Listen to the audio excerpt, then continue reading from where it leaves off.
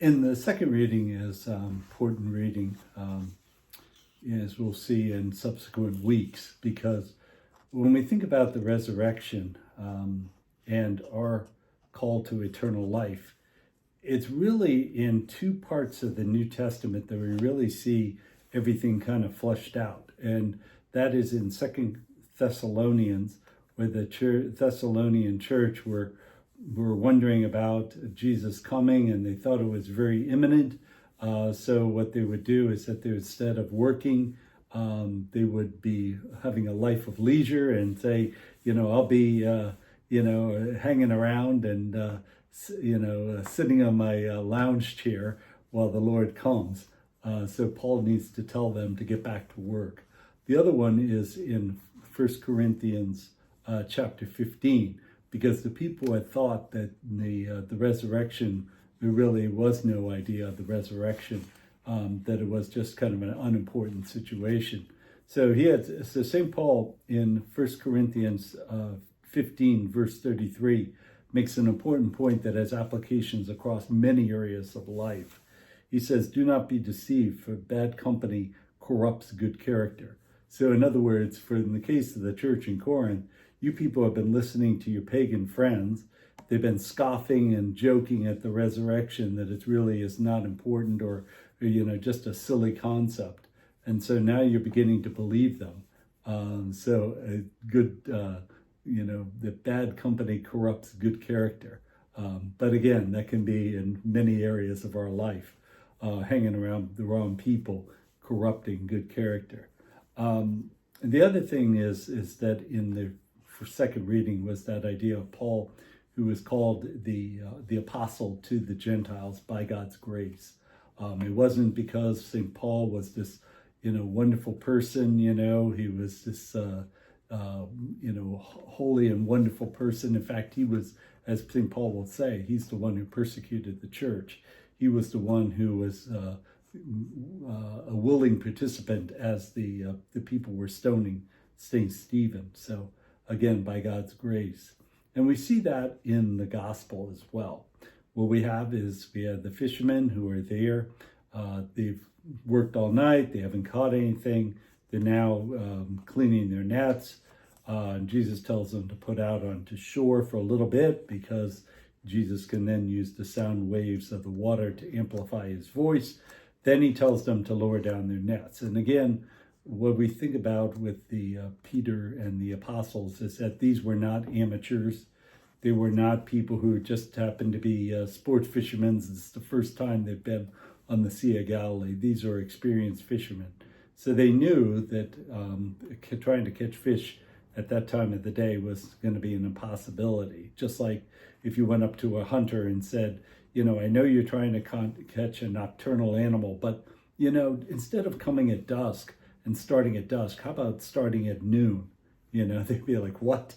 What are you talking about? And the same way with St. Peter and the disciples. But they did, and seeing this huge catch of fish, they saw that it was miraculous. As St. Peter says, "Depart from me, for I am a sinful man." And then Jesus gives him his vocation, that just like St. Paul, who's going to have the vocation to preach to the Gentiles, St. Peter will be the one to preach to the Jews.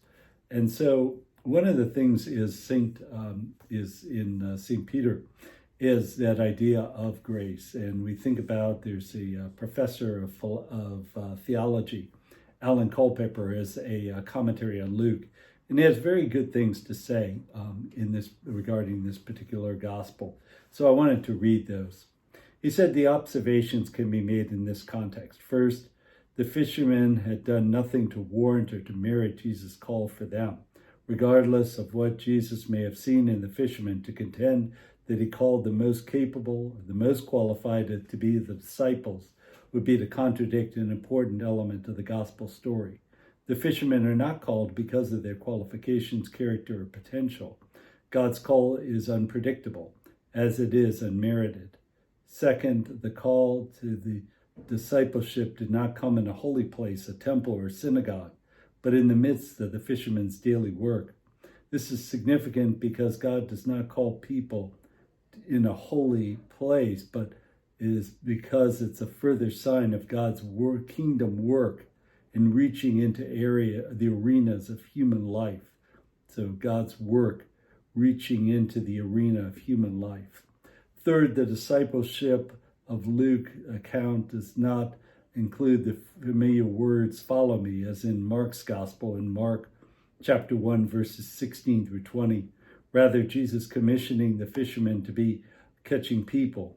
And the metaphor of fishing suggests facets of the disciples' role in reaction to Jesus and his kingdom. Henceforth, they will live by Jesus' teaching, call others to him just as they themselves were called. And this work will be evangelistic in nature and infused with eschatological urgency.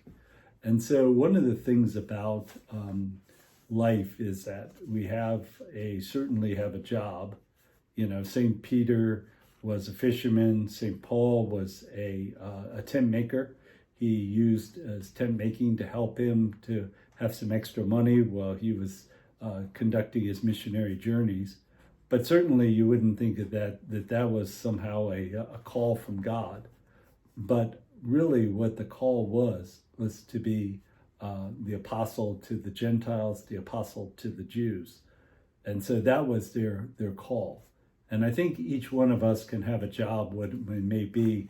It can be in education, it can be in nursing, it can be in architecture, it can be, in transportation, it can be in all kinds of different things. But, we can think about our vocation to the married life, to the priesthood religious life, and to the single life. And so it's important to think about, where is the Lord calling us? That where is the Lord calling us? That we can certainly use our gifts and talents, our natural gifts and talents on our job. But really, it is that gift of God to give us that gift of priesthood, religious life, married life, or single life. And then kind of discern where the Lord is calling us. And then after that discernment, asking the Lord to help us to make straight those ways so that we too can be fruitful in our vocation. Thanks. God bless.